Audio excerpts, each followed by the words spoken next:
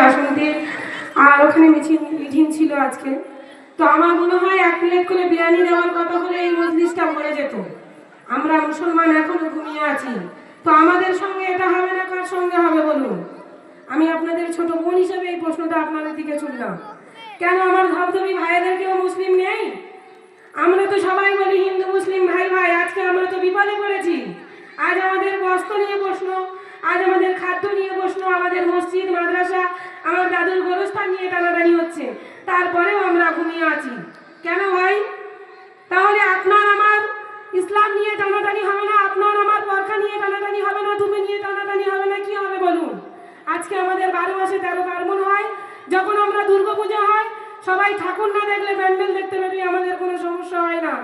কিন্তু আমাদের নরেন্দ্র মোদী সরকার যিনি এসছেন, আমাদের হিন্দু মুসলিম বিভাগ বাড়াতে এসছেন, এটা আমরা সবাই স্পষ্টভাবে সবাইকে জানিয়েছে, আমরা কম বেশি সবাই শুনেছি। কিন্তু ভাই আমার একটাই দুঃখ আপনাদের ছোট বোন হিসেবে, যে আমরা কোথায় বাস করছি। আমি এসে থেকে সবাইকে বলছিলাম যে আমরা যারা রাস্তায় দাঁড়িয়ে আছি এখানে বসার ব্যবস্থা করা আছে, এসে বসুন। যারা রাস্তায় চলাফেরা করছে তাদের ভালোভাবে সুস্থভাবে চলাফেরার জায়গা দিয়ে দিন।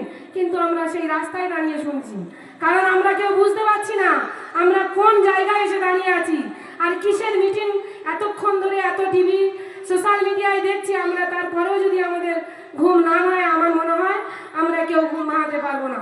যাই হোক, আমাদের সরকার, আমাদের রাজ্য সরকার বলছে আমি কাউকে বিরোধিতা নই, আমি একজন মানবাধিকার কর্মী। আপনাদের বারবার করে মাইকে অ্যানাউন্স করে বলা হয়েছে আমি কারোর বিরোধিতা করছি না ভাই।